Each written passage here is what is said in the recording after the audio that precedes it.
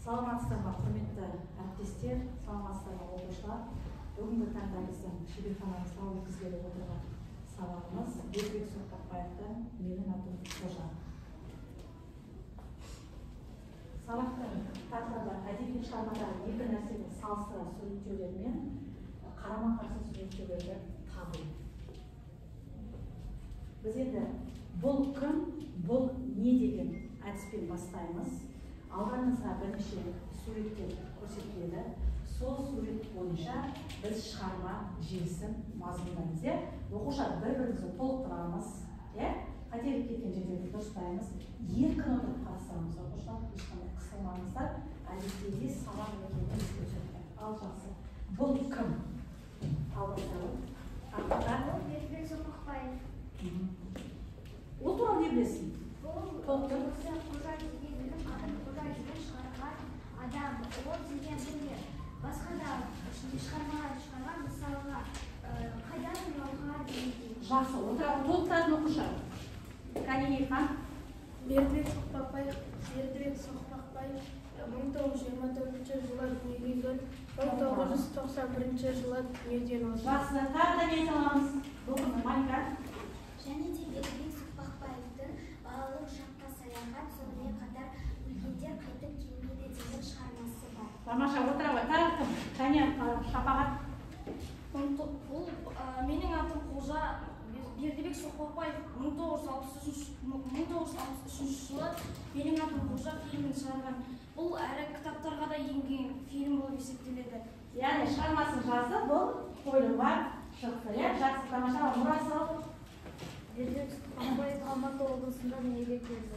Бір-бірімізді қайталамай отырсақ, тағы да несін білеміз, ерекшелеу. Кәне, Алдияр. Бердібек Соқпақбаев 1924 жылы Алматы облысы Нарынқол ауданы Қостөбе ауылында дүниеге келді. Парасат. Менің атым Қожа кітабы орыс тіліне, украин тіліне, француз тіліне аударылды. Жақсы. Кәне, Нұрсатқа айтам деді. Бердібек Соқпақбаевтың "Менің атым Қожа" шығармасы 1967 жылы Канн фестивалін жеңіп. Тамаша. Канн фестивальда үлкен сыйлыққа ие болды. Канн қай қалада? Францияда. Жақсы. Келесі суретке назар аударамыз. Бұл нені білдіреді? Басқамыз. Кәне, кім айтады? Тағы. Айым. Қожаға өзінің аты ұнамады. Оған мысалы Жантас және тағы да басқа аттар ұнады. Сол үшін ол өз атын өзгерте алсын, өзгертем деп айтты. Тағы туу туралы куәлікке байланысты. Кәне, Назерке. Негізі оның аты Қожа емес, Қожа берген. Ал оның фамилиясын Қадыров, ал басқаларына қараған кезде ол өзгеше алып Қадырұлы өзгерді. Ал барлығы офтан аяқталған соң ол да офқа көшті. Тамаша. Әрі тоғжан не айтасың? Қожаға қысқа есімдер ұнайды. Мысалы, Марат, Болат, Бақыт деген есімдер. Оның аты Қожа берген, ол атын қысқартып айту үшін Қожа деп өзгертті. Жақсы, Бекасыл. Және де оның ту туралы куәлігінде де Қожа берген деп жазылып тұр. Яғни оған ұзақ аты ұнамайды. Жақсы, келесі. Не бейнеленіп тұр? Кәне, Шапағат. Бұл суретке қатысты Қожа және Сұлтан екеуі бір кезде кездескен кезде Сұлтан Қожаға өз киімін мақтанады. Сол кезде Сұлтан менімен бірге балыққа барасың ба дейді. Қожа негізі барғысы келмей, анам жібермейді, оқуым бар ғой деп келіскісі келмейді. Тамаша, әрі кім жалғастырады? Тағы да. Кәне, Нұрсат. Соңында Қожа Сұлтанмен бірге өзенге барып, балық аулауға өз келісімін береді. Және сол балыққа атпен барады да, қайтарда аты қашып кетіп. Қашып кетеді. Тамаша, тағы кім жалғастырады? Тағы не көріп тұрмыз? Қамшы неге? Басқа оқушы, Айзере, қамшы не? Не бұл қамшы? Сұлтан. Айтсыңызшы.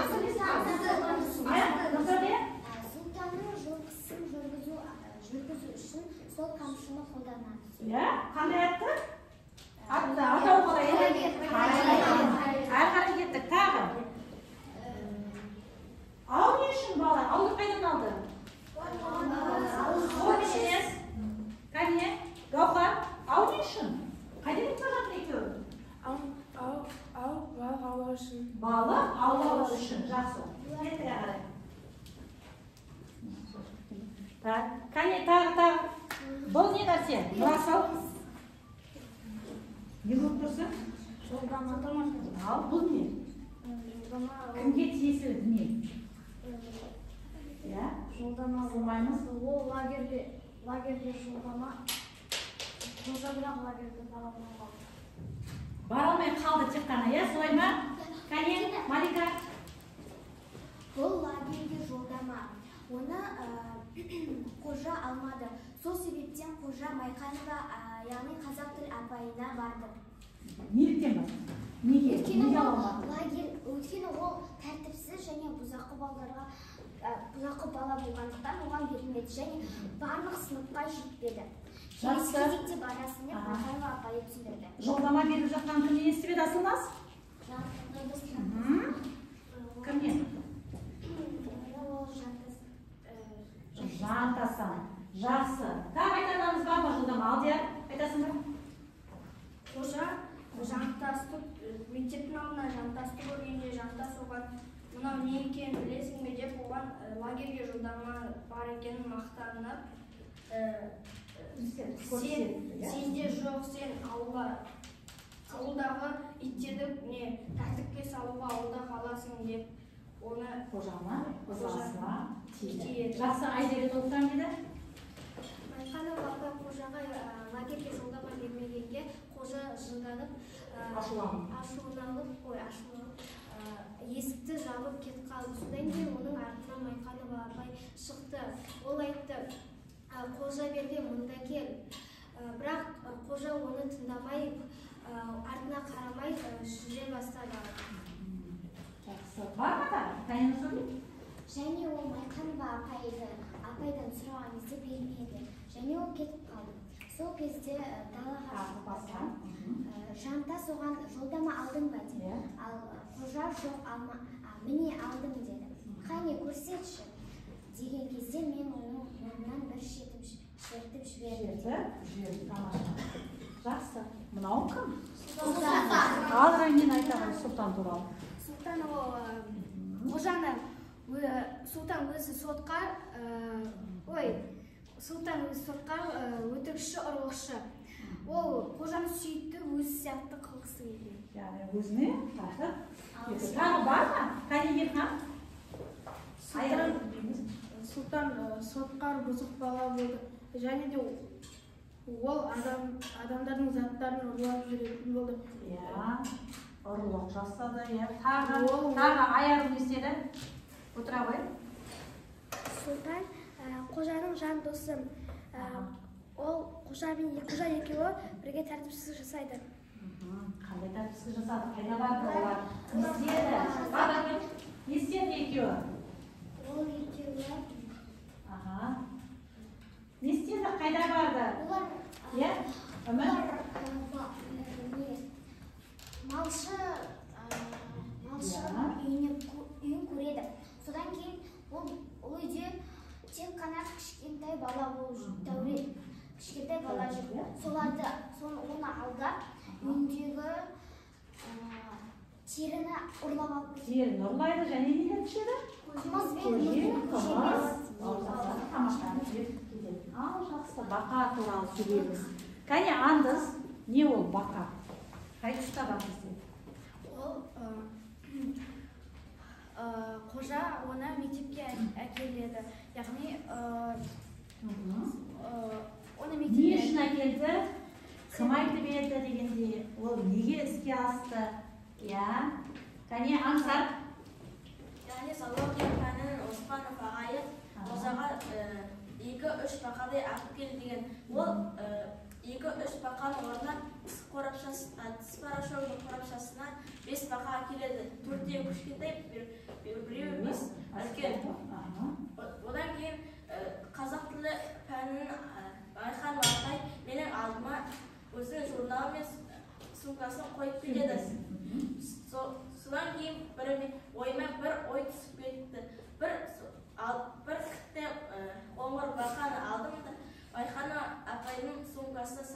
бердім.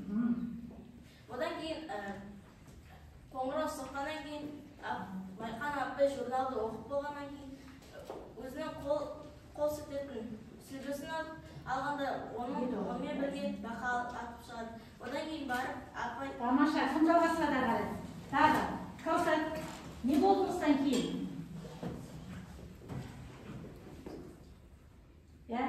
Не болды? Неге үндемей қалды? Кәне, Рамина не болды? Бекасыл? Майқан апай сосын 1-2 күн сабаққа келмеді. Неге не үшін? Шошынып қалды. Бекасыл саған не айтасың? Осы жерде тағы не болды ол? Бірден шошынып қалды, сосын кетіп қалды? Майқанға директорды шақырды. Директор мектеп басшыдан Шақырды. Сол кезде ешкім өзінің қылығын мойындамады.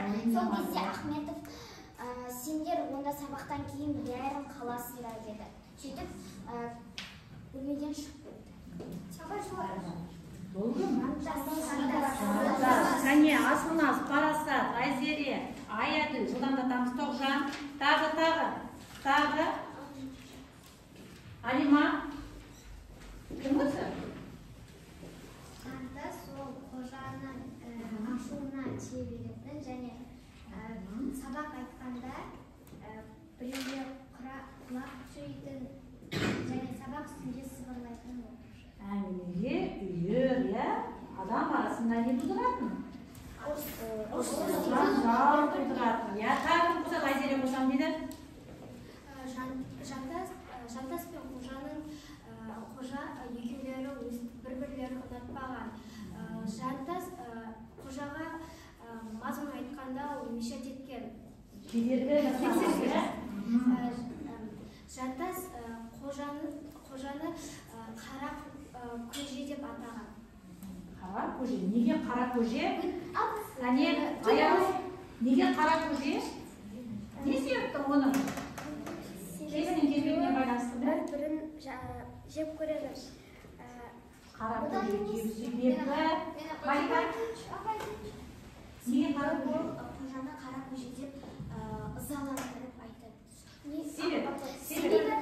Бір сыныпта 2 қожа бар. Сүттібайдың үлкен ұлы қожа және ол.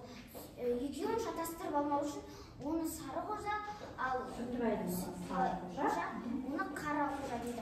Ал Жантас қара қожа деудің орнына оны қара көже деп атаған. Ал Кәне Алдияр айтам дейді. Қожа ең әжесі таңертең оятқан кезде әжесіне неге ерте оятпадыңыз? Бірінші сабақ Рахманов ағайдың сабағы ғой деп тез тұрып, беті қолын жуып, тамағын жемей және бас киімін кимей әжесінің жасаған құртын жеп кетеді. Ол тек қана сол уақытта ма бала отыра ғой? Тағы да рұқсат айта ғой? Ол тек сабағына барғанда емес, тағы да ойнауға барғанда. Не ол далаға шыққанда ең бірінші нені төбесіне тұрған құртты? Үйдің төбесіне тұр ма, әлде сарай төбесіне тұр ма? Сарай төбесіне немен шығып алатын еді? Сатымен. Жақсы жарайды. Тоқтатын бар ма? Ал кетті. Бұл не дүние? Ал не қан айтады? Қожаның анасы Милан қожа ойлайды, менің мамама Оспанов. Кәне, Асимай, отыра ғой. Жақсы. Ол келе жатқанда сыртта тұрған мотоциклді көріп, бұл тағы да қаратайма деп, оның дөңгелегіне теуіп, еңмен бірге жанып кетті деп айтады. Өйткені ол өзінің әйелі дүниеден өткен. Оның әкесі дүниеден өткен. Екеуі бір-бірімен қосыла ма деп ойлап, сөйтіп ойлайды да, содан кейін бойындағы үлкен қызғаныш басымдылық. Жақсы жарайды. Бұл не дүние балалар? Бұл не? иә, қай жерде көріп едік, қай жерден оқып едік? Иә? Иә. Оқушылар? Кімнің? Ана жантас. Иә. Жантасты ол мектепке барар, дүкенге кітаптар келеді. Сол кезде ол өзі бара жатқан кезде Жанары мен жантасты көреді. Олардың қолында кітаптары бар. Содан ол жантас оны шақырып алып, содан кейін оған сен кітап алдың ба деп сұрайды. Содан кейін ол Мынаның артында не байлаулы тұр? Жантастың басында кім бар еді? Жанар, иә?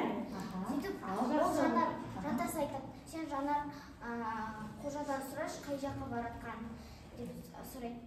Жақсы. Бұл жерде тағы не айтуға болады оқушылар? Иә, Алдия? Ол дүкенге кітап алуға баратқан кезде қара көже деп айқайлайды. Сол кезде қожа еңкейіп, бауын байлап атқан секілді қарап, қасында Жанарды көріп, ол тасты алады да, Жанарды көрген соң неге мықты болып тұр екен, қасында Жанар бар екен ғой деп тасты лақтырып, әдісті өзгертеді. Жақсы. Кітап туралы не айтар едіңіздер? Кітапты қалай қолға түсірдік? Қалай алдық? Кәне? Кім айтады? Ал Назерге айта ғой. Ол негізі үйінен шығып бара жатқан кезде кітап алуға барады. Ал оны сол кезде майқанға ұстап алып, мен қант алуға кіріп бара жатырмын. Жоқ, магазиннің арты жағында азық-түлік сататын не тұрады. Соған қант алуға барады. Алдап не істеп кетті? Майқаны кіріп кетті. Көшеде кімді кездестірді? Бастан да шықты. Өзінің класс жетекшісін Майқанова апайын көреді. Сол кезде ол айтады, неге келдің? Кітап алатын болсаң, ол неге көзге түсті өшекте? Қалай көзге түсіп қалды балалар? ол кезексіз кітап алуға барады. Кезексіз кіргісі келді, иә? Сол кезде апайын айтады, мен қант алуға баратырмын дейді де, өтті, кетеді. Жақсы жарайды. Ал, бұл не дүние? Бұзау. Тағы не бар еді орамдағыларымызы? Қане, Нұрсәуле? Ол қожаның бұзауы бар еді. Сол бұзау Жанардың үйіне қарай жүгіріп кете беретін болды.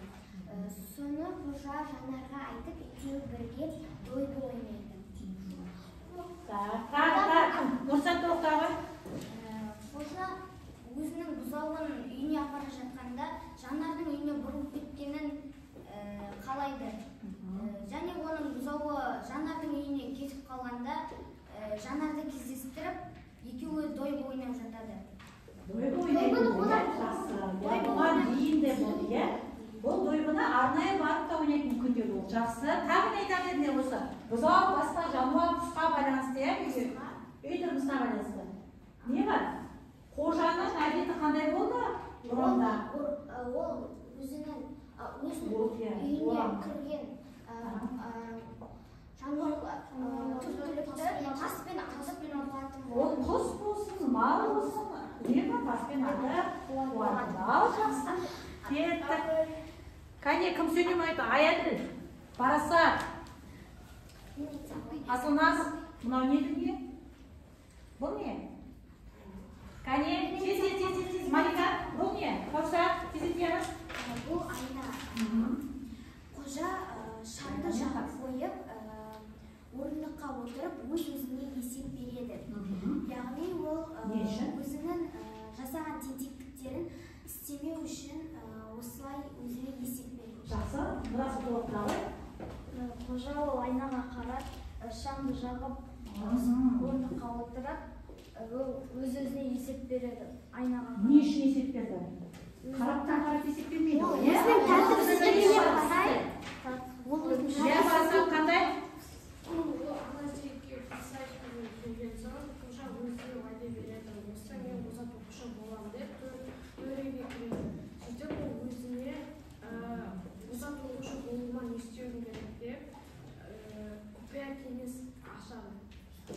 толыққанды ба? Тағы. Аңса не айтасың? Аңыз, айару. Аңса айтасың ба? Айта ғой? Бір-екі сөз. Яғни ол өзінің дұрыстау үшін Қайталанбаймыз, сен өз ойыңды. жоқ. Мектеп басшысы егер де сен бір қателік жасап қойсаң, сен мектепте шығасың деп айтқандықтан ол өзіне есеп береді. Осы бір дүниені қандай бір себеппен айтты оқушылар?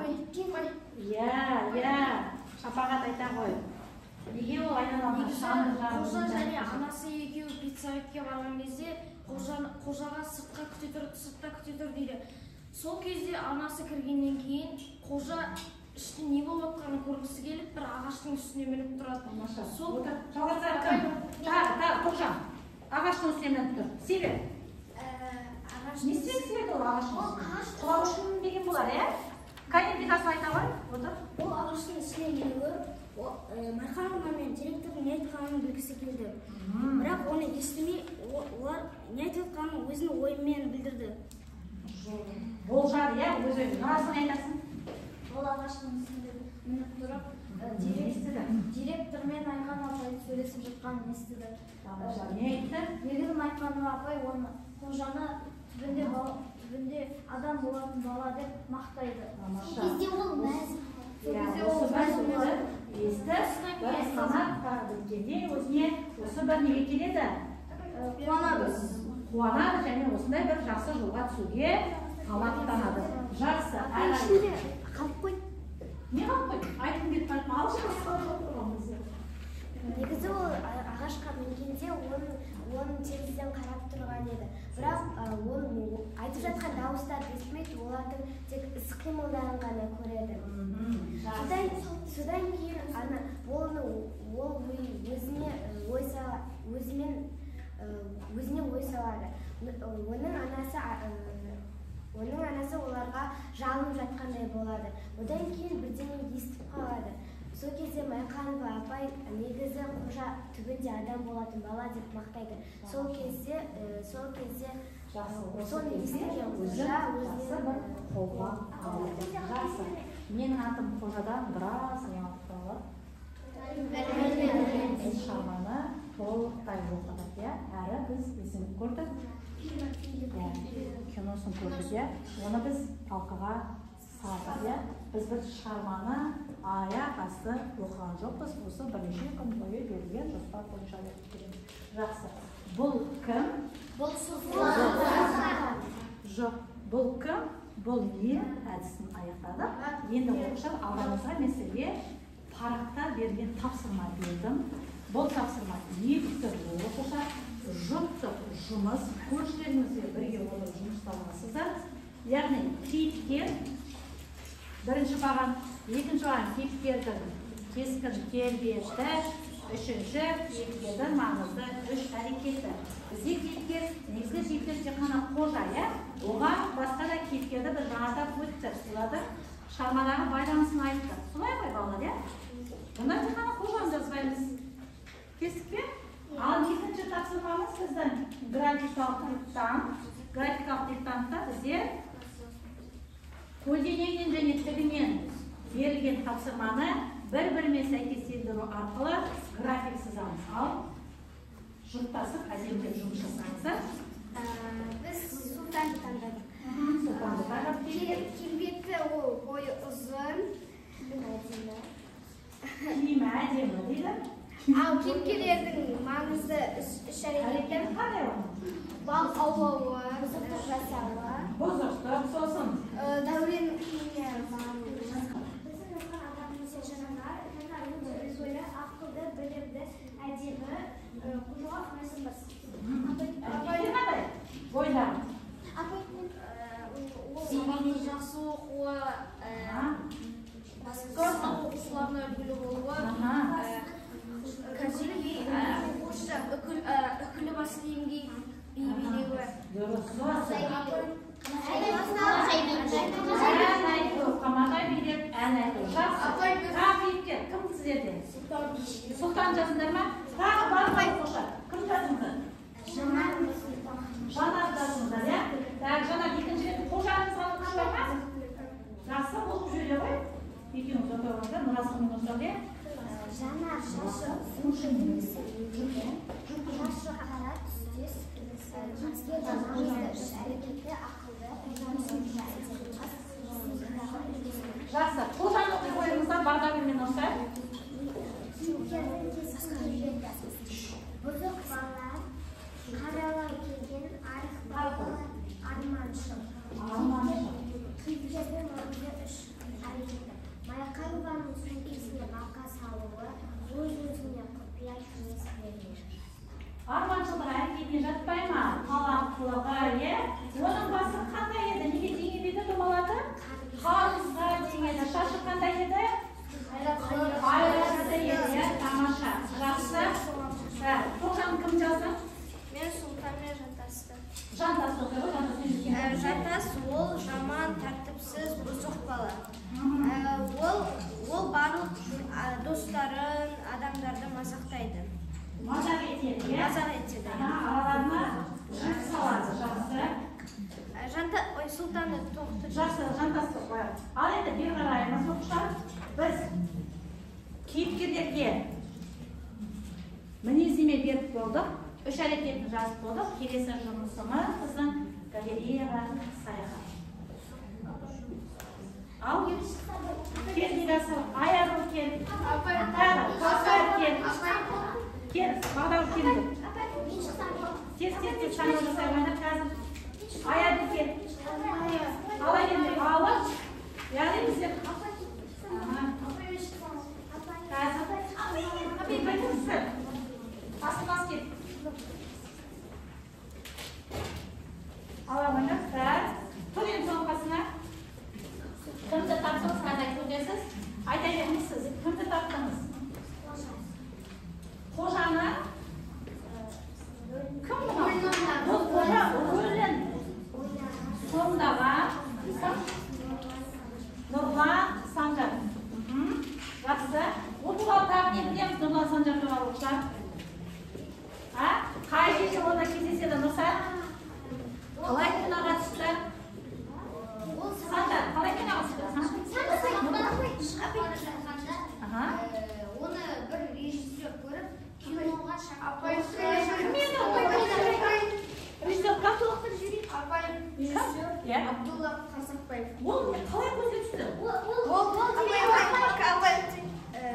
Қожа қыздардың шашын тартып жүргенде, сабақтан шыққаннан кейін шашын тартып жүргенде Абдулла Қарсақбаев оны шақырады.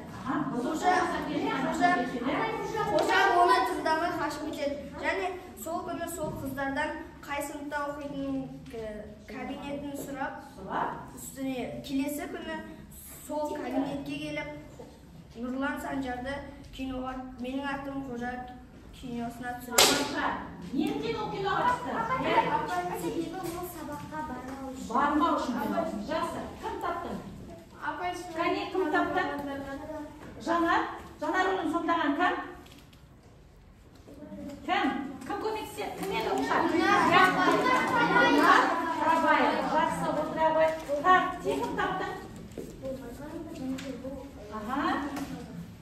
Қожаның ұстазы Майқанова еді. Біз сомдаған уақыты бұл кім? Райза Мұхамедияны. Жақсы. Сіз кім таптыңыз? Жақсы. Кім бұл? Қожаның әжесі? Кім еді қожаның әжесі?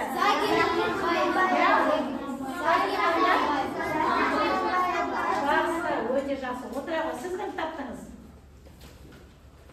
Қайда сен таптың? Жанар таптың, еді? Сіз? Басқа ешкім таппадыңыз ба? Қалыпты ғой мен?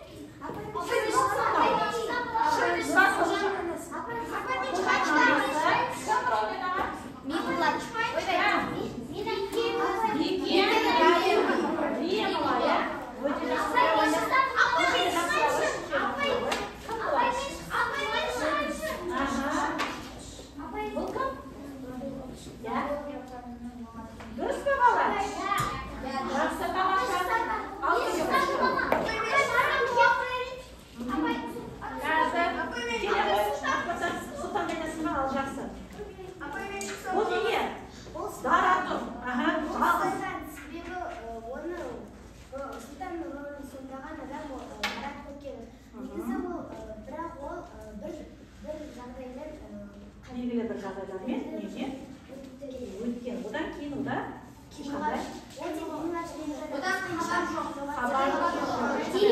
Тамаша, сіз кімді тауып қойдыңыз? Бұл директор Ахметов. Мектеп. Мектеп директоры Ахметов және бұл сол сөйлесеге ойнаған. Кім еді ол? Халкен Тамаша. Жарайсыздар оқушылар. Ал енді біз қазір сабағымызды оқушылар қорытындылау барысында бинго ойыны үйренеміз. Қожаның әжесінің сарай төбесінде жүгіп тұрған торты сыйға беремін.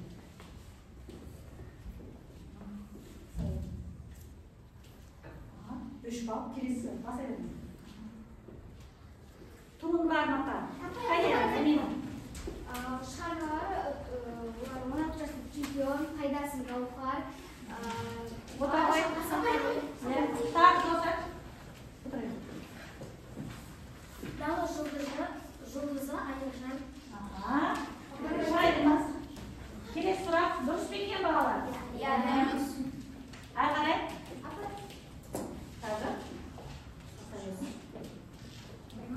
Келесі сұрақ.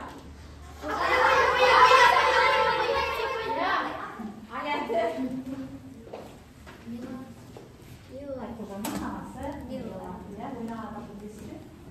Жақсы келесің ғой.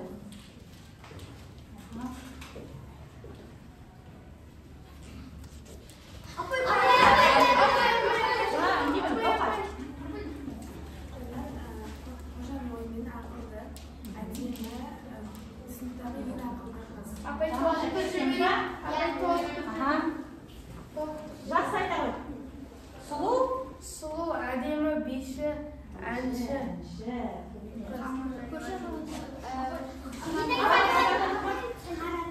Аратай. Дұрыс па екен? Келесі сұрақ.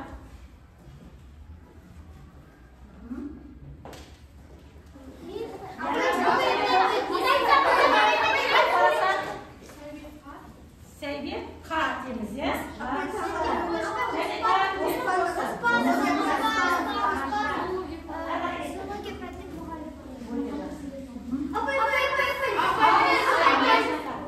Шығарма француз, украин және тағы да басқа тілдерін аударған. Келесі сұрақ қоя қойыңыз.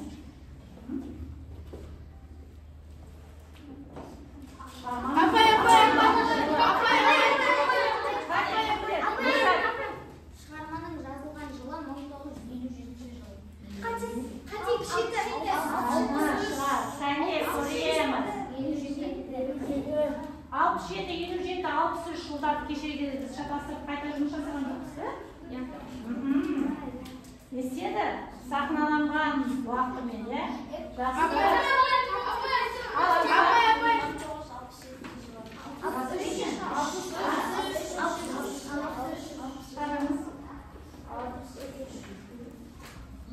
Келесі.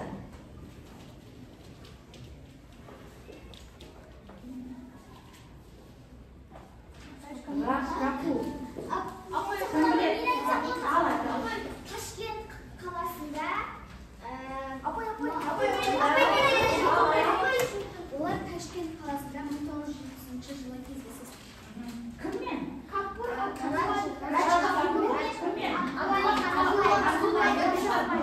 Кездесуге шақырғанда қандай жағдай болды?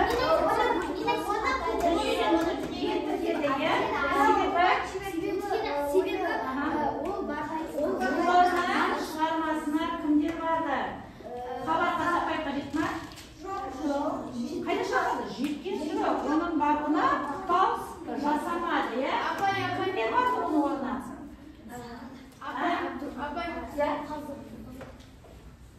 Тұлғар болды ғой бізде. Оның орнына кімдер барып еді? Сол Қазақфильм студиясының басшылары бар. Ала ғой? Сізге тарту. Оқушылар, енді алдарыңызда сіздердің не тұр? Манадан бері сіздер түрлі сұраққа жауап беріп жатырсыздар. Ал енді өздеріңіз қаншалық сіздер бара аласыздар?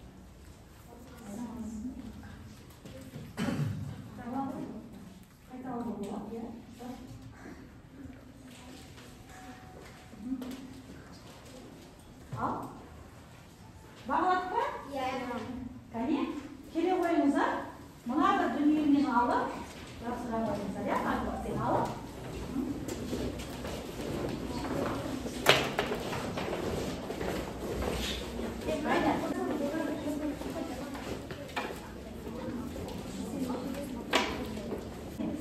бір-екі оқушы айтып жіберсеңші осы жерде нешеге бағаладың сен өзіңді? 8-ге ма? Иә, 8-ді 9-ға бағаладың. Неге сен 9-ға бағаламадың? Жауап бермеді. Тамаша. 8, 9.